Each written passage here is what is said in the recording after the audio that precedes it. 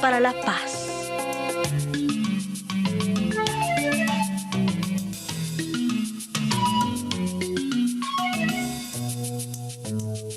El pueblo filipino cuenta que un día la tortuga tomaba el sol a la orilla del agua.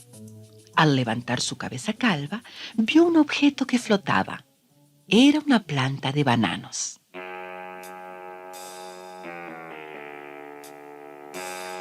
Entonces se zambulló en el río, nadó hasta la planta y la arrastró a la orilla. Pero la tortuga no tuvo suficientes fuerzas para llevarla hasta tierra firme. Así que llamó a su vecino el mono. «Mira la planta de bananos que saqué del río. Ayúdame a llevarla a mi huerto porque quiero plantarla». Pero el mono quiso sacar provecho, así que le propuso que la compartieran. La tortuga, que no era egoísta, aceptó. Arrastraron pues la planta de bananos hasta el huerto. La tortuga le propuso que hicieran un hoyo para sembrarla.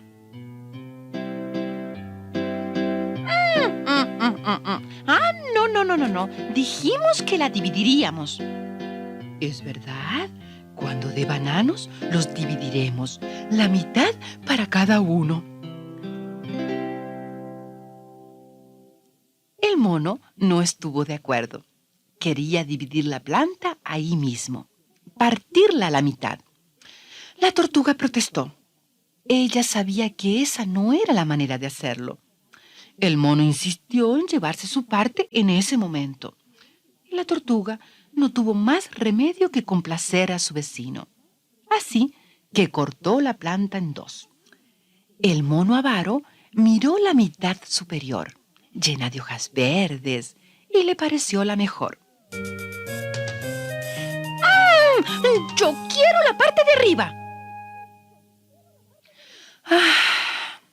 La tortuga suspiró profundamente y le dio lo que pedía. Ella se quedó con la parte de abajo y la sembró. Pronto, la verde mitad del mono se secó por completo. Y allá, en el fondo del jardín, la mitad de la tortuga, que tenía raíces, dio nuevas hojas. Con el correr del tiempo, la planta de bananos dio sus frutos. La tortuga quiso cosechar la fruta, pero no pudo trepar, de modo que volvió a llamar a su vecino el mono. Le pidió que subiera y le tirara los bananos. Como la tortuga sabía lo interesado que era el mono, le ofreció regalarle algunos. El mono trepó, se acomodó en la planta y empezó a probar la fruta. La tortuga esperó pacientemente, pero el mono no arrojaba ningún banano. No los arrojaba porque se los estaba comiendo. Tírame algunos, que yo los recogeré. ¡Jamás! Tú me engañaste al darme la parte del árbol que no servía, y ahora me los voy a comer toditos. Tírame algunos. ¡Ahí te van las cáscaras! La tortuga empezó a enojarse y pensaba para sus adentros que el mono era un abusivo, un egoísta y todas las cosas feas que pudo pensar. También pensó en castigar al mono. Quería traer espinas y colocarlas al pie de la planta. Así el mono no podría bajar. Pero luego su dulzura pudo más que su enojo. Decidió dejarle la planta al mono. Al fin y al cabo, ella no podría recoger las frutas, pues no podía trepar. Lo que por agua viene, por agua se va. Y al pensar en el agua, imaginó un sabroso pescado. Lentamente caminó hasta el río y se zambulló en busca de su alimento. El mono, acostumbrado a resolver las cosas por las malas, quedó boquiabierto. ¡Qué tortuga tan tonta! El mono no entendía la conducta de la tortuga. Trataba de averiguar cuál sería la venganza de su vecina contra él y se puso a seguirla por todos lados. Pero lo único que pudo descubrir fue la alegría con que la tortuga hacía todas las cosas, hasta las más pequeñas. Poco a poco se dio cuenta de que no había trampa y que su vecina era sabia. Por eso tomó un racimo de bananos maduros y se los llevó a la tortuga. Y aunque nadie pudiera imaginarlo, a partir de ese momento fueron buenos vecinos. Colección Cultura de Paz, una producción de UNESCO y Radio Nederland.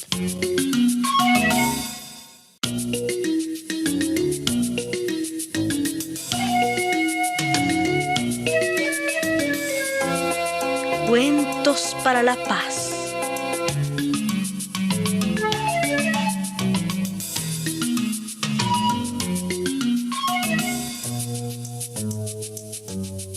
En las afueras de un pequeño pueblo inglés tenían su granja Freddie y Molly Perkins.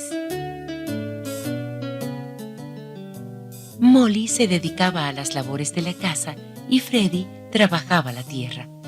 Los dos esposos eran muy apreciados por los vecinos. Todos decían que eran honrados y serviciales. Solo tenían un defecto. Freddie, deberías quitarte esas botas. Están mojadas. Y tú, Molly, deberías quitarte ese horrendo pañuelo de la cabeza. Se querían, pero desde el principio del matrimonio discutían un poco entre ellos. La pareja entraba en disputa por cosas pequeñas, sin importancia. Oh, Molly. Ya veo que quieres gobernarme, como hiciste con tu primer marido, el difunto zapatero Peter. Pues el difunto Peter era mucho más amable. Él hasta me confiaba sus ahorros. No como tú. Siempre llevas el dinero en la bolsa por miedo de que yo lo pierda. Oh, querida esposa. Es que yo soy más listo que tu primer esposo. Claro que no te dejo los ahorros porque sé que eres tonta. ¡Ay, Freddie! El tonto eres tú. ¡Oh! Con el tiempo, las disputas se volvieron más agrias y constantes. En realidad, se pasaban criticando el uno al otro todos los días. Molly, estás cargada de defectos. Pasas el día espiando por la ventana. Ah, sí. En cambio tú, Freddie, pareces ciego porque no ves tus defectos y los tienes, y muy grandes. El problema de los Perkins parecía no tener solución. No podían disfrutar de la paz y la alegría en el hogar. Y cada vez las discusiones eran más fuertes y desagradables. Pero un día, Freddie Perkins tuvo que viajar al pueblo vecino. Antes de marcharse, entregó a su esposa 10 guineas de oro. Esos eran todos sus ahorros. Ella las guardó cuidadosamente en un hoyo de la chimenea y luego reanudó su trabajo, retirando del fuego un magnífico pastel de jamón. El aroma de la comida fue captado por un vagabundo que pasaba por ahí. El anciano tenía un aspecto miserable. Nunca había tenido ningún oficio. Se dedicaba a estafar a la gente. Su nombre era Jack Hannaford. Jack llamó a la puerta y Molly, que era de naturaleza bondadosa, lo invitó a pasar. En la cocina le sirvió un trozo de pastel. Mientras comía, Molly le contó gran parte de su vida. Jack Hannaford la escuchaba atentamente. Los ojos del vagabundo se iluminaron cuando escuchó la historia de los dos esposos de Molly. ¿Y usted de dónde viene?, preguntó Molly después de largo rato. El ingenioso Jack le inventó una historia. Le dijo que venía del paraíso, donde su primer esposo Peter era zapatero celestial, pero el pobre Peter tenía un gran problema. En el cielo ya no quedaba cuero para hacer zapatos. La ingenua Molly, preocupada por la situación, le dio sus 10 guineas al vagabundo. Ella de verdad pensaba que era cierto aquel cuento absurdo. Jack, el vagabundo, se marchó sin perder tiempo en largas despedidas. ¿Qué? ¡Molly! ¡Te dejaste engañar por un vagabundo! ¡Eres una tonta! Pero yo recuperaré nuestros ahorros. Freddy tomó su caballo y partió al galope. Pronto divisó a Jack, el vagabundo. Pero lejos de huir, este estaba tendido al borde del camino. Parecía buscar con la vista algo en el cielo. Freddy estaba dispuesto a darle su merecido, pero pudo más su curiosidad. ¿Qué hace usted ahí? Veo a un hombre que vuela. Y como Freddy no veía nada, Jack le pidió que se acostara en el suelo y se quedara completamente inmóvil para que pudiera observar al hombre volador. El bueno de Freddy mordió el anzuelo, se bajó del caballo y se tendió en el suelo.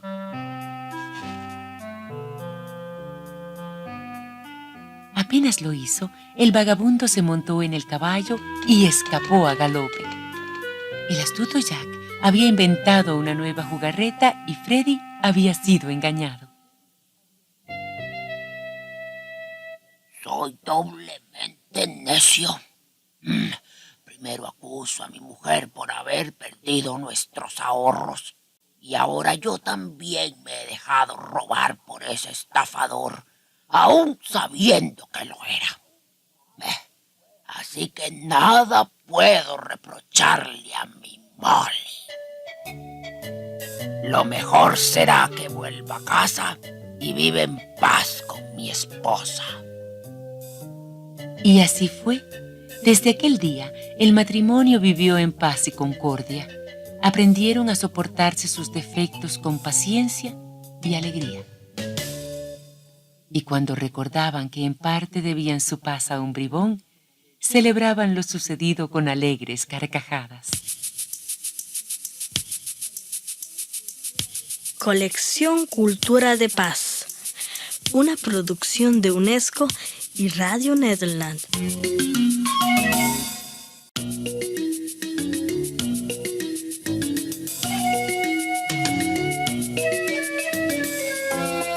Cuentos para la paz.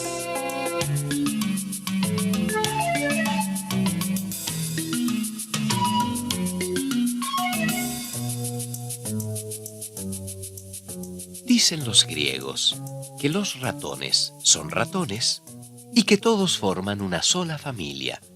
Primos, tías, hermanos, madres, hijos, nietas. Los ratones de Dinamarca son parientes de los ratones del Perú. La distancia no significa mucho para estas criaturas.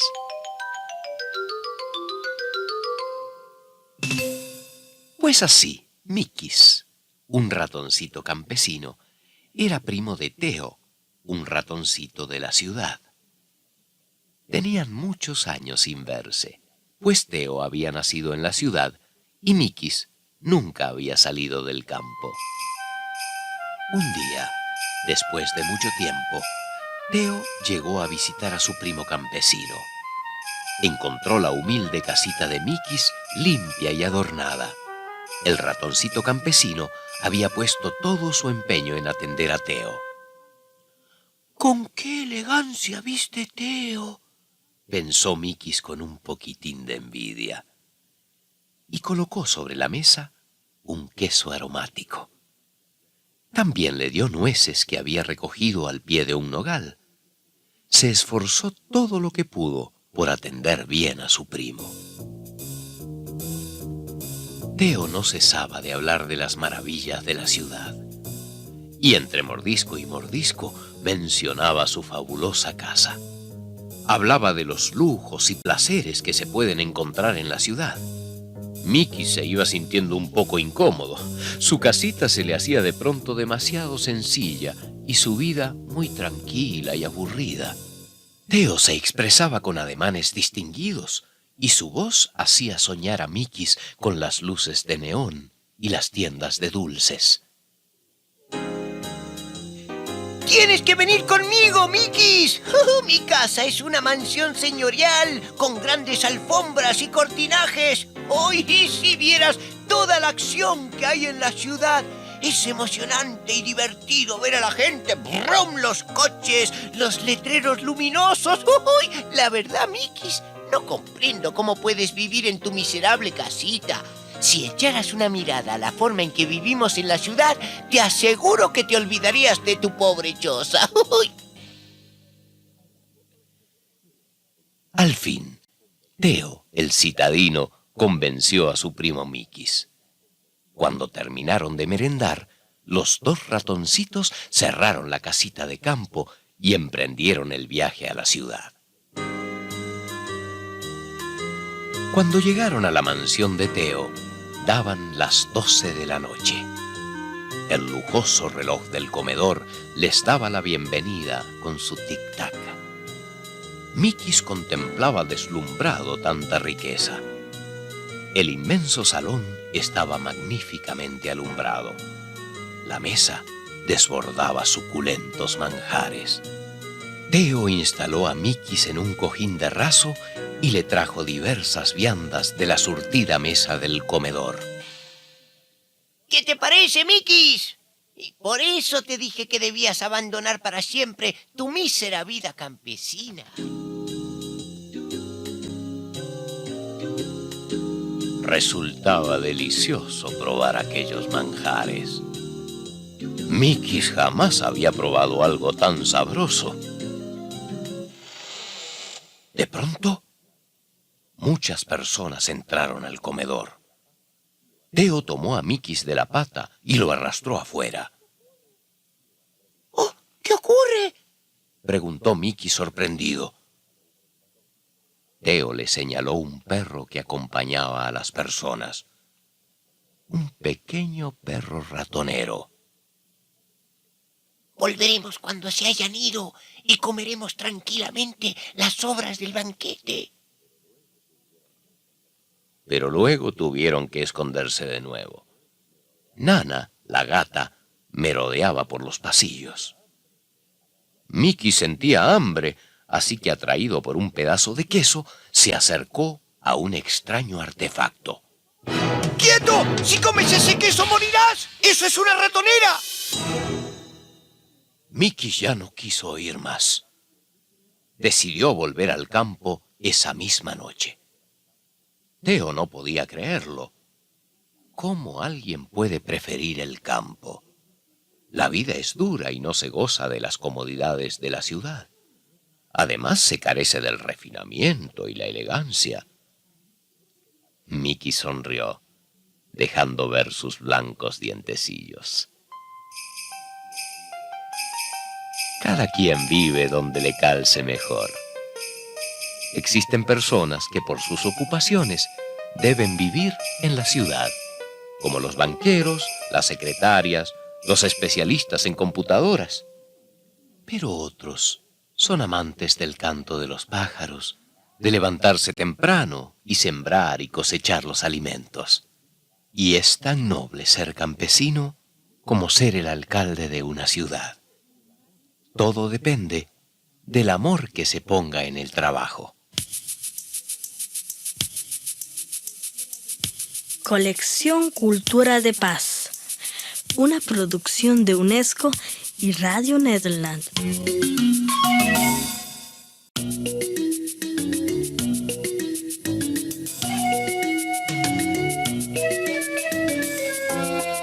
Cuentos para la paz.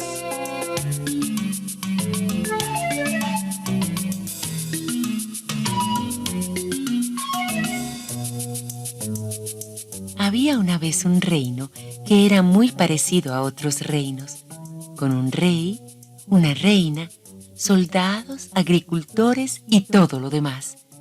Sin embargo, a las mujeres no se les permitía salir de la casa ni realizar ningún trabajo fuera de ella. Los hombres salían a sus tareas y regresaban por la noche a sus hogares. Pedían la cena y luego se reunían con sus amigos a jugar a las cartas o al dominó. Y no les importaba si las mujeres eran felices o no. Un día, las mujeres se cansaron.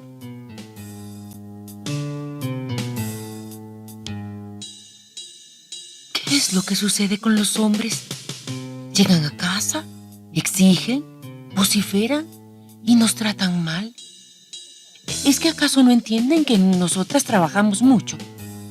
Cuidamos los niños, hacemos la limpieza, lavamos su ropa, molemos el grano, preparamos la comida y 1000 cosas más. Y ellos solo juegan al dominó mientras nosotras vivimos encerradas en las casas. Hagamos una huelga.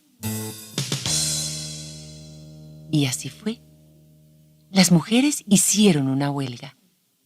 Cuando los hombres llegaron del campo y de sus oficios, se llevaron una sorpresa. La comida no estaba preparada, la ropa estaba sucia. Las mujeres no estaban en las casas. Madres, hermanas, primas, esposas y novias, todas se habían marchado. Se encontraban reunidas en la casa grande de una viuda y jugaban al dominó y a los naipes. Hasta la reina estaba ahí. No hubo un solo hombre que lograra hacer volver a su compañera al hogar. ¡Ja! Pronto volverán, se decían los hombres unos a otros. No volveremos hasta que aprendan la lección, se decían las mujeres. Mientras tanto, los hombres trataban de desempeñar las labores de las mujeres, pero con poco éxito. La ropa se les manchaba al tratar de lavarla. Los niños lloraban sin cesar, la comida se les quemaba y se sentían solos. Mientras tanto, las mujeres del reino no cedían. Pronto vendrán a buscarnos y pedirán perdón por tratarnos tan mal. Los hombres estaban al borde de la locura. Habían dejado sus trabajos y oficios para ocuparse de la casa, ya que las mujeres seguían de brazos cruzados. Poco a poco, y uno a uno, los hombres del reino descubrieron que el trabajo de las mujeres era duro. ¿Cómo no se habían dado cuenta antes? Ellas estaban a punto de lograr su objetivo, pero algo insospechado sucedió.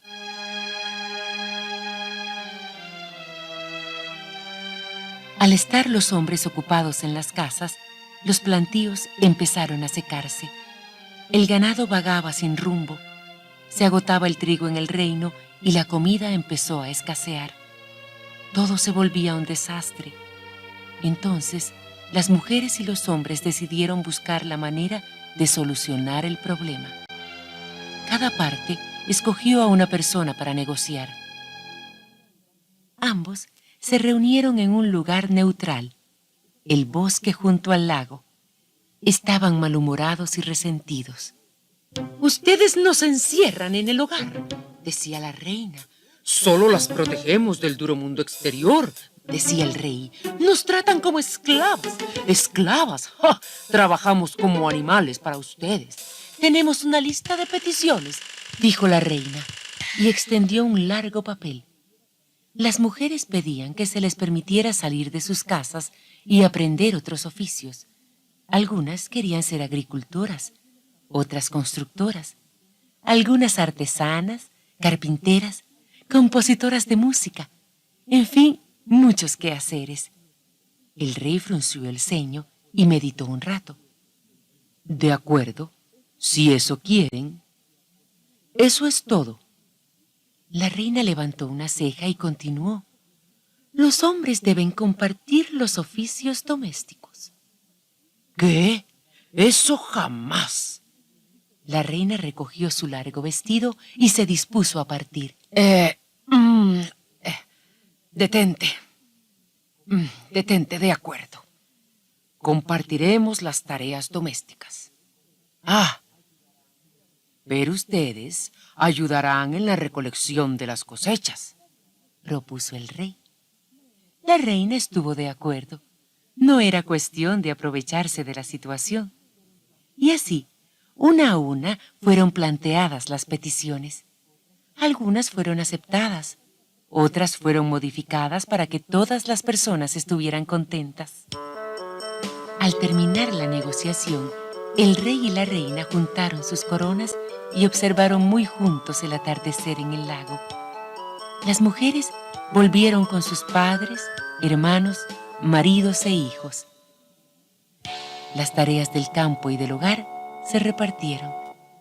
Y aunque en un principio algunos hombres no lo creían posible, todos vivieron más felices de ahí en adelante. Colección Cultura de Paz, una producción de UNESCO y Radio Nederland.